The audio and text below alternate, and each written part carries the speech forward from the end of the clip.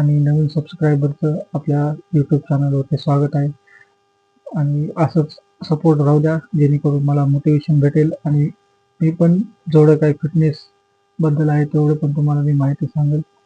तर आज आपण पाहणार आहोत वर्कआउट प्लॅन, आणि तो एका आठवड्यातून कितीदा करायचा ते सुद्धा तुम्हाला सांगणार आहे, खास करून बिगिनरसाठी, की जे बिगिनर जे आहेत ते काय चुकी करतात ते आपण या व्हिडिओमध्ये बघणार आहोत. आपला बॉडी पार्ट असतो तो आठवड्यातून कितीदा ट्रेन केला पाहिजे. तर जो आपला मसल असतात ना, ते आपल्याला आठवड्यातून 2दा ट्रेन करायला पाहिजे. तर एक्झाम्पल आपण समजा धरला चेस्ट, तर चेस्ट आपल्याला आठवड्यातून 2दा ट्रेन करावं लागेल, जेणेकरून आपली मसल ग्रोथ पण लवकर होईल आणि आपल्याला रिझल्ट पण तसाच भेटेल. नाहीतर काही जण काय करतात की जिम जॉईन केली जातात, single muscle body part workout करून वापस येतात. तर तशी चूक करायची नाही कधी. पहिल्या दिवशी काय करायचं, पहिल्या दिवशी आपण लेग सोबत ॲब्स घेऊ शकतो, आणि दुसऱ्या दिवशी चेस्ट असते, चेस्ट सोबत आपण ट्रायसेप आणि शोल्डर घेऊ शकतो, आणि तिसऱ्या दिवशी बॅक, बायसेप आणि रेअर डेल्ट हे घेऊ शकतो. बघणार आहोत लेग्स. तर लेग्स विषयी जेवढी काही मी माहिती सांगणार आहे तेवढी तुम्ही सर्वजणांनी नोट डाऊन करून द्या, जेणेकरून तुम्हाला सोपं जाईल वर्कआउट करते वेळेस की कसा वर्कआउट करायचा, किंवा कोणता. आणि पुढचा व्हिडिओ तुम्हाला माझ्या मिनी ब्लॉगमध्ये कळणार आहे की, किंवा शॉर्ट्स व्हिडिओमध्ये कळणार आहे की मी कसा वर्कआउट करतो, कसा डाएट करतो, वर्कआउटला जायच्या आधी काय खाऊन जातो, वर्कआउट झाल्यानंतर काय खातो, हे सर्व तुम्हाला हळूहळू करणार आहे. तर लेगसाठी आपण 3 व्हेरिएशन देणार आहोत. तर त्यामध्ये आपला सर्वप्रथम असणार आहे लेग प्रेस, त्यानंतर लेग कर्ल, आणि तिसरी वर्कआउट असेल लेग एक्सटेन्शन, आणि चौथ्यासाठी आपण घेणार आहोत काफ्स. तर सर्वात प्रथम जेव्हा आपण लेग प्रेस घेतो तर त्यामध्ये आपण 3 सेट मारणार आहे. त्यामध्ये पहिला सेट 4 सेट मारणार आहे. त्यामध्ये पहिला सेट असणार आहे आपला वॉर्मअप सेट, की तो लाईट वेट न असणार आहे. तर दुसरा जो सेट असेल तो थोडं वेट इन्क्रीज करून मारायचा, आणि तिसऱ्यामध्ये अजून थोडं, जो दुसऱ्या सेटमध्ये घेतला होता त्याच्यानंतर अजून थोडा इन्क्रीज करून सेट मारायचा, आणि जो चौथा सेट असतो त्यामध्ये आपण सर्वात हेवी वेट मारणार आहोत चौथ्या सेटमध्ये, जेणेकरून आपला मसल फटीग पण होईल, मसल फाटेल आणि आपली स्ट्रेंथ सुद्धा वाढेल. तर हा झाला स्क्वॉटसाठी, सॉरी लेग प्रेससाठी. दुसरी एक्सरसाइज आपली कोणती, लेग कर्ल. तर लेग कर्ल मध्ये जास्त काय हेवी तेवढं काय मारायची गरज नाही. लेग कर्ल मध्ये आपण लाईट वेटनं सुरुवात करू शकतो, आणि त्याचे आपण 3 सेट घेतले तरी एनफ आहेत. पहिला सेट वॉर्मअप सेट घेऊ शकता, नाहीतर डायरेक्ट चालू करू शकता, त्याबद्दल काही नाही. लेग एक्सटेन्शन मध्ये तुम्ही 4 सेट घेऊ शकता. जसं आपण लेग मारतो तसं आपली अप्पर बॉडी ग्रोथ होते. कारण काही जण काय करतात, जातात लेग मारत नाहीत, काही नाही, डायरेक्ट अप्पर बॉडी सगळी मारतात आणि घरी येतात. तर त्याने काय होतं, आपल्या बॉडी हळूहळू आपली दिसायला लागते. तर तसं करायचं नाही आपल्याला. तर सर्वात आधी आपल्याला लेग्स बरोबर कंप्लेंट मारावं लागतील, कसे मारायचे कसे नाही. तर त्यामध्ये लेग एक्सटेन्शनमध्ये आपण 3 किंवा 4 सेट घेऊ शकता, आणि शेवटी लेगमध्ये तुम्ही काफ्सची एक्सरसाइज करू शकता. तर काफ्सच्या एक्सरसाइजमध्ये तुम्ही लाईट वेटमध्ये 3 सेट घेऊ शकता, आणि तेवढी 3-4 एक्सरसाइज झाल्यानंतर ॲब्स घेऊ शकता. ॲब्समध्ये तुम्ही ॲब्सचे कमीत कमी 3 सेट मारा, आणि 3 एक्सरसाइज करा, त्याचे 3-3 सेट मारा, 15-15, 20-20. तर तुम्हाला व्हिडिओमध्ये समोर दाखवणार आहे मी ॲप्समध्ये कोणते कोणते कसे कसे मारायचे, किंवा साईडला तुम्हाला लिहून पण सांगेल की ॲप्सचे कोणते कोणते एक्सरसाइज कसे कसे करायचे. तर दुसऱ्या दिवशी आपल्याला ट्रेन करायचं आहे चेस्ट. चेस्ट सोबत आपण बायसेप किंवा ट्रायसेप पण ट्रेन करू शकतो, त्यासोबत शोल्डर. तर आपण मी सहसा चेस्ट सोबत ट्रायसेप घेतो आणि शोल्डर घेतो. तर चेस्टमध्ये आपण सर्वात आधी आपण इन्क्लाइन बेंच प्रेस घेऊ.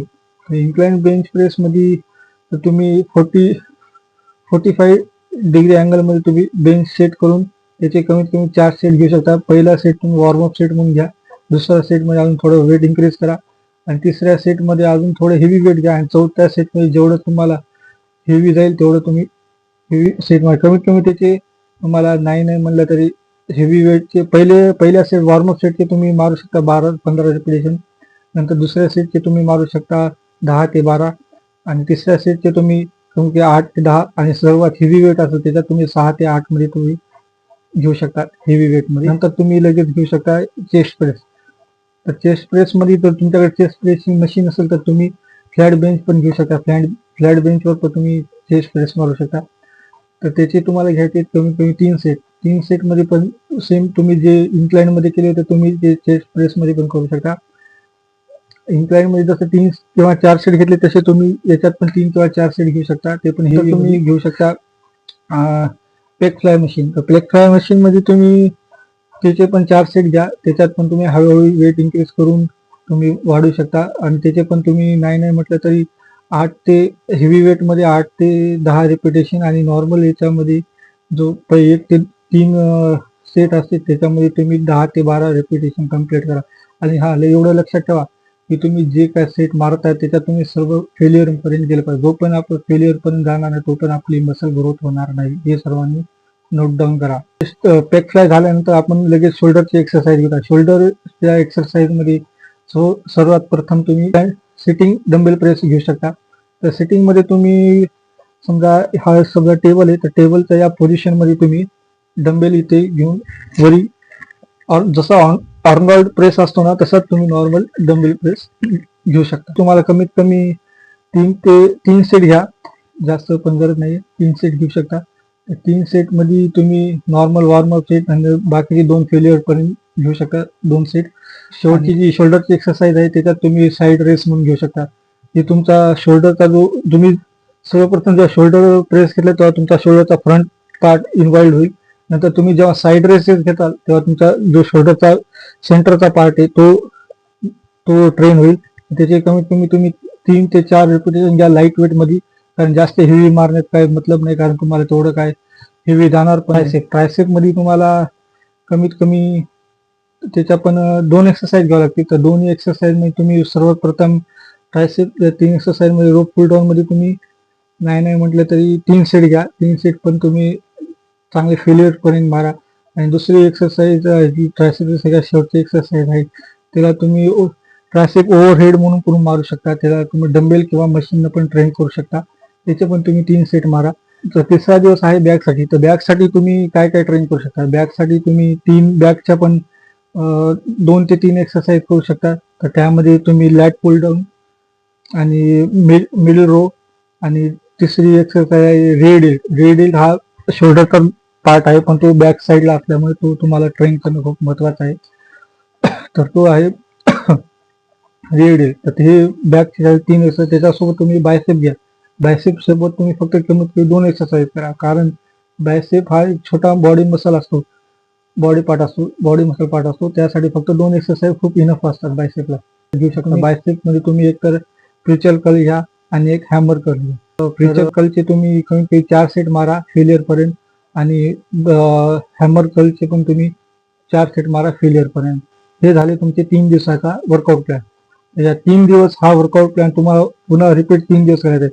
जसा की सोमवारी लेग आणि ॲब्स, नंतर मंगळवारी चेस्ट ट्रायसेप आणि शोल्डर आणि बुधवारी पुन्हा तिसऱ्या दिवशी बॅक बायसेप रेड. हे झाले तुमचे 3 दिवस. आणि हे 3 दिवस तुम्हाला पुन्हा वापस रिपीट करायचे आहेत जेणेकरून तुमचा एका आठवड्यामध्ये double muscle body part workout होईल. जेणेकरून तुमची ग्रोथ पण लवकर होईल आणि तुम्हाला रिझल्ट पण लवकरात लवकर भेटेल. पहिली गोष्ट म्हणजे माझे 100 सबस्क्रायबर झाले आहेत त्यासाठी धन्यवाद.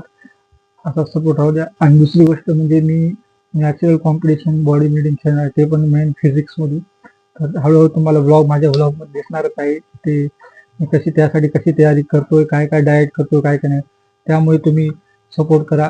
आणि शॉर्ट्स व्हिडिओ तर टाकणारच आहे मी. शॉर्ट्स व्हिडिओमध्ये पण तुम्हाला सांगणार आहे की डेली व्लॉग शॉर्ट्समध्ये की मी वर्कआउटच्या आधी काय खातो काय नाही किंवा वर्कआउट झाल्यानंतर काय खातो, ड्युरिंग वर्कआउट काय पितो काय नाही हे पण कळणार आहे. आणि पुढच्या व्हिडिओमध्ये तुम्हाला मी सप्लिमेंट मध्ये सांगणार आहे. सप्लिमेंट मध्ये काय काय तुमच्या शरीराला बॉडी बिल्डिंग मध्ये कोणते सप्लिमेंट आवश्यक आहे. तर आजच्या ब्लॉग मध्ये एवढंच. बाकी राहू द्या सपोर्ट तुमचा. जसे 100 सबस्क्रायबर झाले तसेच आपली लवकर 500 सबस्क्रायबर होऊ द्या. धन्यवाद.